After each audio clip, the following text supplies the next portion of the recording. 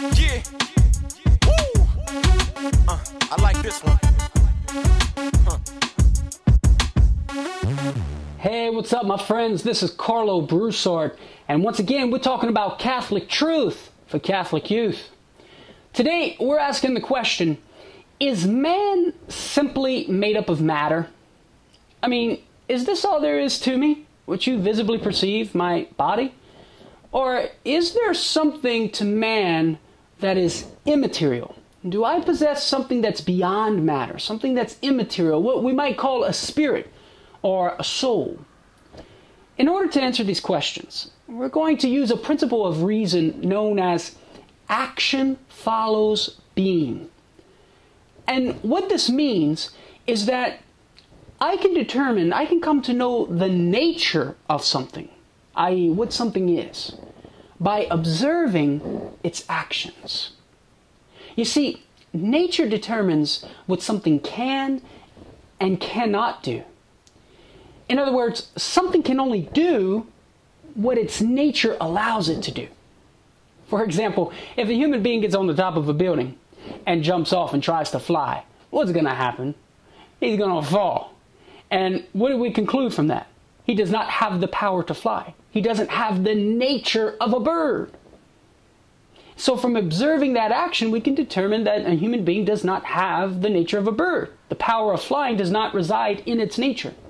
Another example, if you and I are in a conversation and we're telling some jokes to one another, and we have a dog laying down at our feet on the floor. And so let's say we tell a joke and we start laughing our heads off. What do we observe about the dog? The dog's not laughing. What do we conclude? Apparently there's something that the dog is lacking in its nature that you and I have in our nature. Therefore, by observing the actions of something, we can come to know its nature. So let's look at some actions of the human being and see if we can determine if a human possesses something that's immaterial. That is something that is not matter. I'm going to ask you some questions, and I want you to answer them for yourself. What would you rather choose, courage or cowardice? Would you rather be a loyal person or a disloyal person?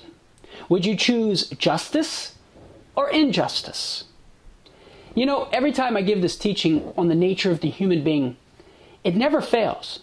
Everyone always chooses justice as opposed to injustice, courage as opposed to cowardice, loyalty as opposed to disloyalty. And I would assume that you who are viewing the video would choose the same things. What do I conclude from this? Everybody is able to generate or produce these ideas in the mind.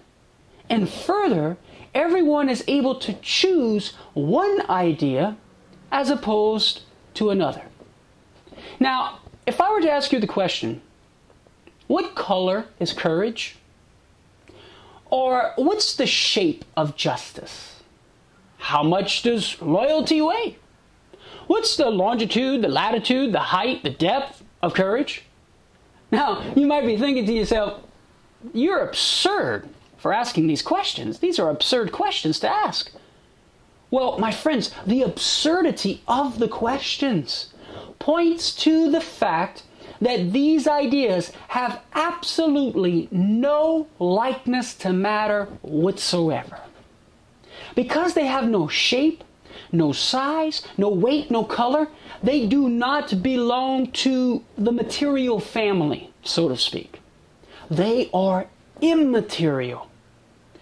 And so, if these ideas that I can produce have no likeness to matter whatsoever, and do not belong to the material family, can matter produce them? No!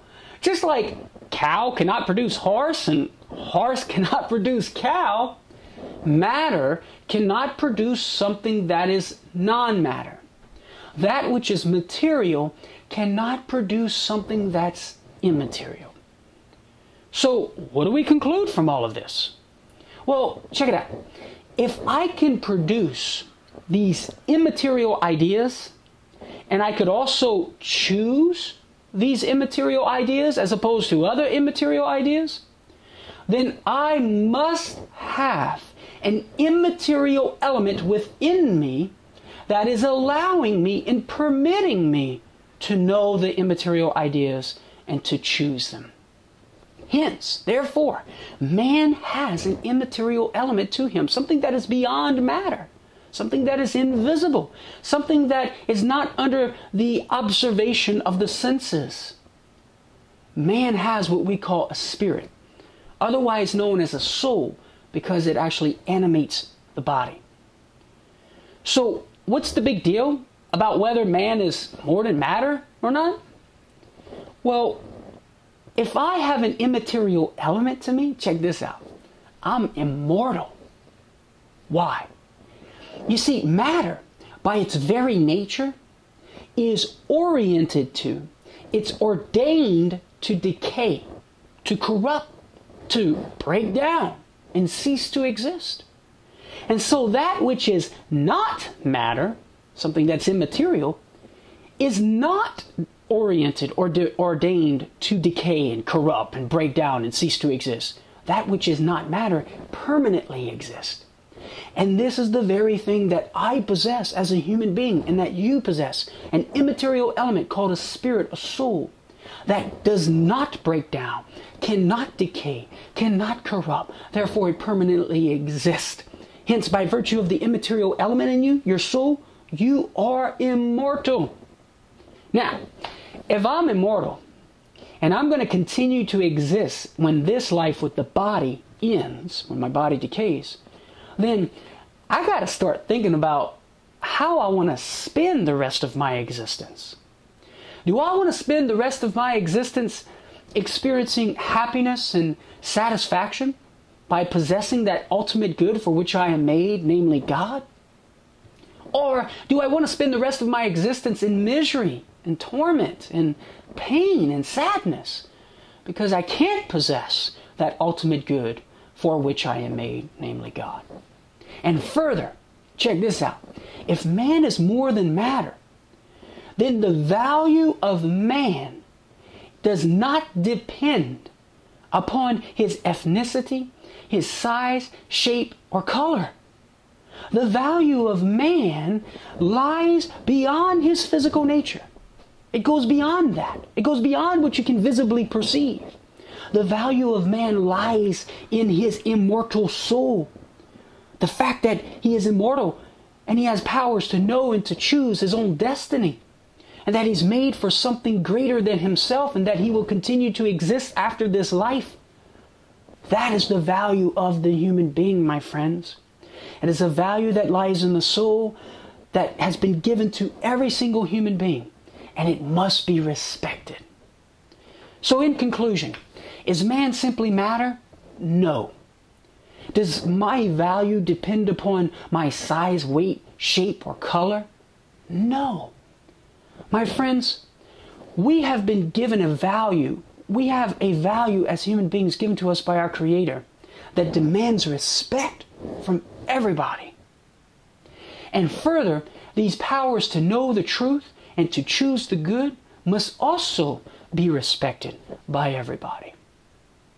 And so, my dear friends, we as human beings are a body-soul composite. We're not simply matter, but we have an immaterial element to us called a spirit or a soul that allows us to know the truth and choose the good.